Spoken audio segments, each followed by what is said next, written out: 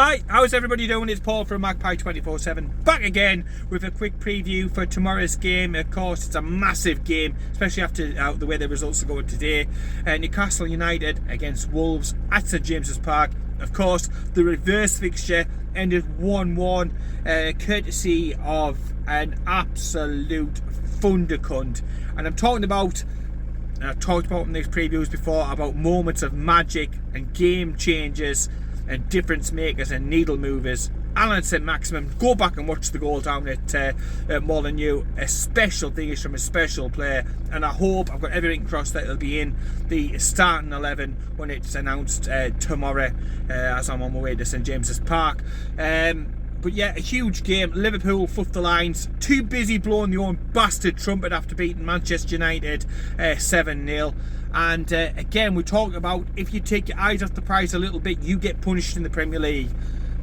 Newcastle, on the way up to the League Cup final, had that distraction of the League Cup final, and it's no doubt affected performances and results. And then afterwards, you're licking your wounds a little bit, and it is going to affect you.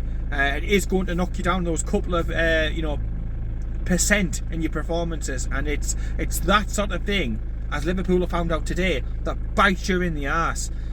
So it's about Newcastle, of course. It's about us getting back into that winning groove, getting back to basics. That's what Eddie Howe spoke about in his press conference, and that's what I'm expecting to see tomorrow. I'm expecting to see us tight at the back, mean at the back, not trying to give anything away, and then trying to break really, really quickly. I'm looking forward to seeing the press in full operation again, in full swing, really pressing right from the front, and not giving the Wolves defence any sort of time, because let's face it, look, Wolves have had a difficult season. However, they've got players of undoubted quality, the change in management and so on and so forth. I think they'll be absolutely fine in the league, but this isn't a game that I think we're going to go in and just walk it. I saw Jack's preview. If you haven't already, check it out on the Facebook page. He's gone for a 1-0. I think I can see his logic, I see his reasoning behind it. I've gone for a 2-0 in my estimation. I think it'll be a close game, a cagey game, a game that we'll want to keep, like I said, back to fundamentals, back to the basics. But hopefully in the attacking areas tomorrow, with the changes that I expect to be made, I think we'll have a little bit more than what Wolves have got. Home advantage and all of that. Hopefully we'll get a referee who's incompetent and not as bastard thick as a dictionary. That would be a nice change. Somebody who actually referees the game. Yeah, because there's been far too much Barcelona referees going on for my liking recently. Some strange decisions against us, but they'll get onto that probably when we get towards the end of the season and we go back through it. But yeah, tomorrow's game, I'm going for a 2-0. There's some big decisions to be able to, to be made there. Massive game. We win, and we've already got games in hand, but it gives us the momentum back, the belief back, and the games in hand still, and it keeps us with our destiny still firmly in our own hand. If we win the games, if we do the business, then there's no reason why we can't. We'll definitely finish in some sort of European competition. I'm a firm believer of that, but who knows, it could even be Champions League. Dare we dream and all that. But at the end of the day, I have to keep pinching myself, because if I'd have said this to me, to anybody 2 years ago, you'd have thought that I was sniffing glue or something like that. So you've got to remind yourself where we've come from, where we are. Cup final and European qualification this season would be absolutely fantastic and set us up for what will be an interesting summer, and a summer of rebuilding, as quite a lot of players are out of contract. And we look to splash a little bit more cash, maybe from a Saudi Air or somebody else like that. So yeah, happy days. But that's the summer. We've still got some games left to go, and Eddie Howe has spoken about some difficult choices for the team tomorrow. He's spoken about Jacob Murphy. Now, he came on and he did more last time out in his brief cameo than what Miggy did during the rest of the game. I felt that Miggy's looked really, really fatigued recently. So does that perhaps lend credence to a change maybe in midfield? Be interested to see what you think about that. I thought Murphy came on and he's done great. And again, in his press conference, Eddie Howe spoke really glowingly about Jacob Murphy and Jamal Lascelles. Now, it's a big question mark there. Jamal Lascelles all came in against Manchester City, and I think we were all shitting bricks, if I'm being honest. But I thought he dealt with the threat from Manchester City extremely well. I wasn't particularly worried after sort of 5-10 minutes of the performance. I thought, nah, he's got this.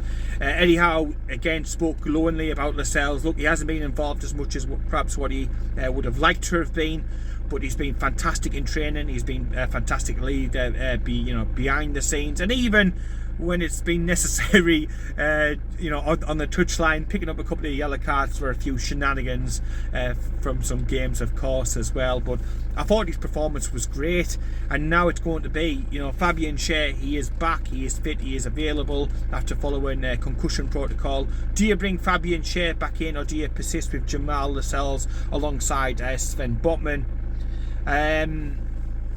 For me, I've always said it's been a case of who's got the shirt and stuff like that, but I just think Fabian Schär comes back in because I think he offers you more. I think he's got the more range of passing, and I think it'll be more beneficial to have Fabian Schär who can bring that ball out of the defence and spray those long balls forward, and who has got the occasional goal in him as well, don't forget that, than Jamal Lascelles. I know Lascelles pops up here and there off a corner and stuff, but Fabian Schär has got so much more. He can score your goals of corners, he can score your goals from outside the box, he can spray the ball in a way that sort of only really John Joe Shelby recently has been able to do. He's got those Hollywood balls left, right and centre. He can spray the long ball as well when you need to do that.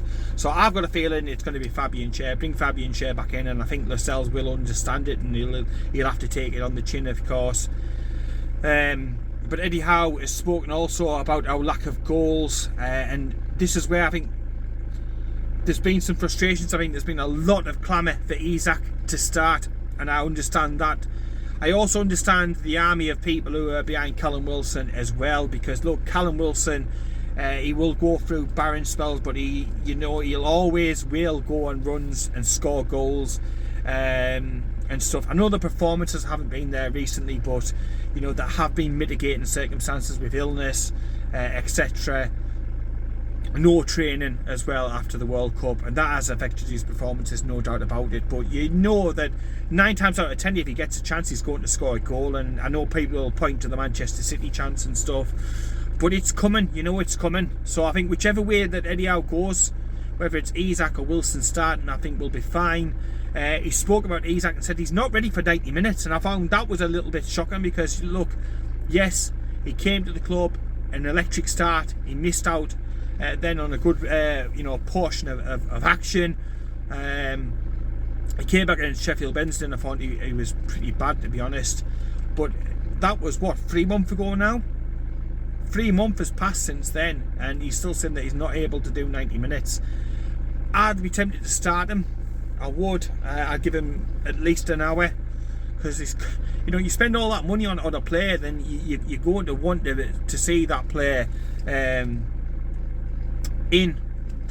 the squad, in the machine, to see what he's going to bring you. You don't bring somebody who costs £60 million and just have him on the bench. You don't just use him as a bit part player. So I would like to see him start tomorrow and get as many minutes out of him as possible, and then bring Callum Wilson in. I've got a feeling it's going to be Callum Wilson starting up top again. I think he's going to stand by his man. He spoke about the fact during the press conference it's not just out of blind loyalty. I think there will be some loyalty in it, if I'm being honest, but I also see the point that, look, he's an absolute elite level, top level Premier League striker, so why wouldn't you play him in? Why wouldn't you put him in? And he will come good at some point, but we can't afford him to be missing chances like he did against Manchester City in this game, because it's a huge game. Take the 3 points, get the monkey off your back, get moving upwards again, get looking upwards, take the pressure off from the terraces, and then you're going into the game with Nottingham Forest, where we should be going in a very confident and buoyant manner. Obviously more about that game later on in the week and stuff, but it's massive. It's just to get your mojo back, to get everything else that's happened over the last couple of weeks out of our system, and then to take us into this next run of games, which on paper look very, very favourable. You look at other teams' fixtures and they are difficult. They've got some difficult games coming up. We've come through our difficult little patch. We've got games away from home that aren't the world's most difficult, and that back us at home against most sides, against most teams. So I'm very optimistic between now and the end of the season. I'm very confident that we can have a fantastically strong end of the season. And I'm also as well just pleased we haven't got that distraction of anything else. Our look and our focus and our remit now can purely be upon this run-in and on finishing as high as possible in the league. Team news for tomorrow: Nick Pope, of course, will be in goal. There's no doubt about that. Across the back, Trippier will start. He has spoke obviously about Ashby. Ashby has had an injury since coming in, unfortunately, hamstring, so that's why we've seen him nowhere near the first team. So I know we've got other options who can come in there, and even Kraft's on his way back, isn't he? I know he's probably not going to play this season, but Kraft as well. He's on the comeback trail. He's back on the grass. Fantastic to hear that about Emil Kraft. But yeah, Trippier on one side. I think Fabian Schär, for his range of passing and his little bit more that he can offer to Jamal Lascelles, who's more a sort of traditional headed out type centre back. I think Fabian Schär will play alongside Sven Botman, and then the question mark comes at left back. Now I thought for all of the all of everything, I'd have put a few quid on Target coming back in last week, but he didn't. He persevered. He stuck with Dan Burn. So again, I personally would have liked to have seen Target in there, because I think he offers you more as a complete left back, and I think that will help Saint-Maximin in doing what he needs to do further up. Having somebody who will overlap over him, I think can't be ignored. However, I think Dan Burn will get the nod again. I think he again could do with a little bit of taking out of the firing line, just allowing him to rest up a little bit, if I'm being honest. But Eddie sees these lads in training all the time, so you respect the decision that Eddie Howe will come up with, and I think it will be Dan Burn at left back. In the middle, we will have to have a bit of a shuffle. Unfortunately, Big Joe Linton's going to miss the next two games. He'll be back for the grudge match against Manchester United, or Manchester Reds as I should refer to them, so he'll be chomping at the bit in a month's time to be able to come back for that game. However, no Joe Linton. We will miss his physicality in the midfield. He will miss his athleticism. But I've got a feeling that this will be a Sean Longstaff inspired game. I really do. I think it's a perfect game for him to have an absolute stormer of a performance in. So Sean Longstaff next to Bruno Guimaraes, and Joe Willock will come in for Joe Linton. Of course he will. And again, I'm looking for Joe Willock to add some more goals between now and the end of the season, because we know he's capable. We need to see more from Joe Willock. Again, you talk about athleticism and getting all over the pitch. He has got it in abundance. So glad that Joe Willock is back fit and will be in the starting team for tomorrow. Either side, again, it's contentious. I've seen lots of different opinions on this one. He's spoken glowingly about Murphy.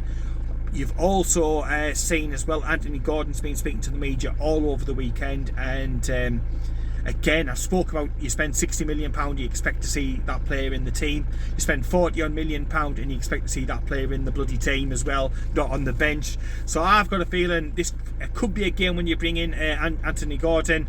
I would like to see Saint-Maximin and Gordon playing either side.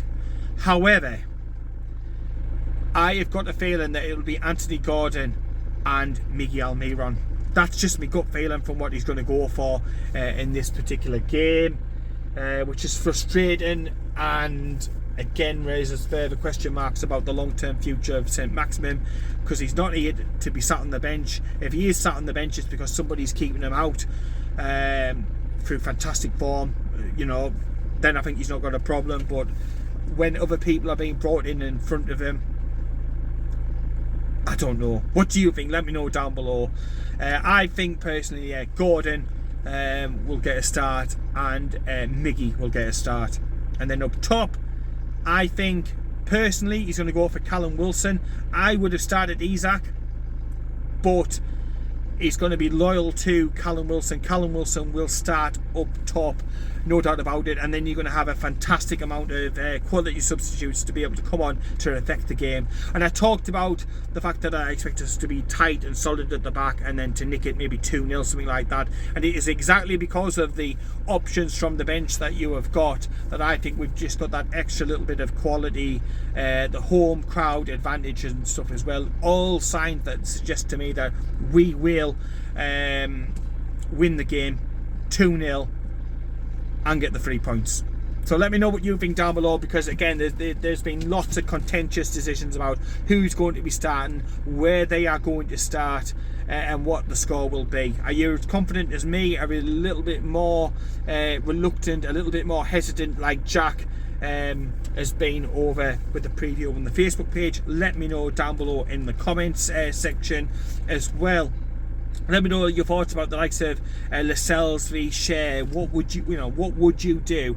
Is it an easy decision, or is it a difficult one? Would you have made a different one to what maybe I would have gone for?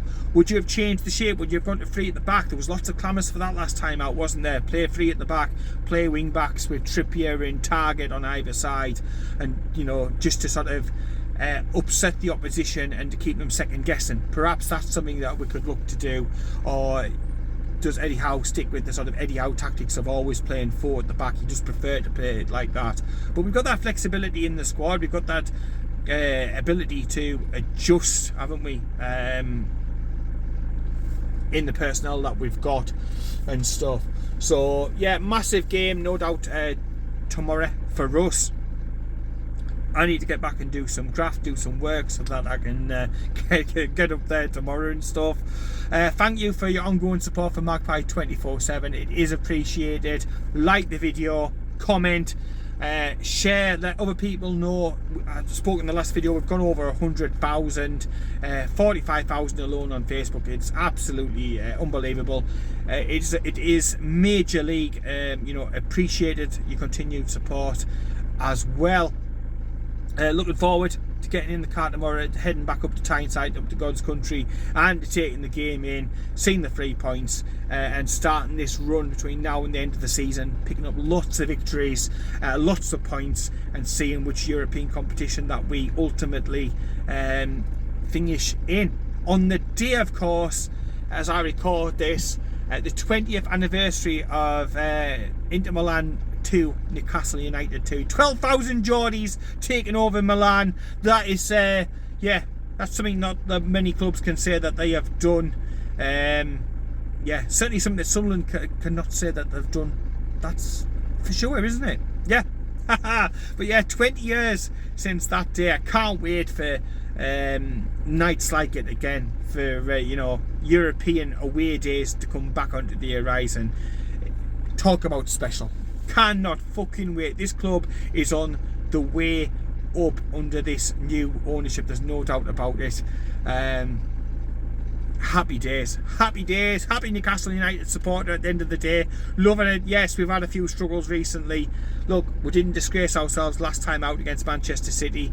I thought we were unfortunate. I don't think we'll be unfortunate this time out. I think we'll become victorious at 4:30. We will start against Wolves, and by the end of those 90 minutes, I'm 100% confident that we're watching come to bite me in the ass, but I'm 100% confident we're going to get the 3 points. Yeah, thanks for supporting Magpie 24/7. See you up at St James's Park tomorrow, and in the meantime, take care, keep it tuned.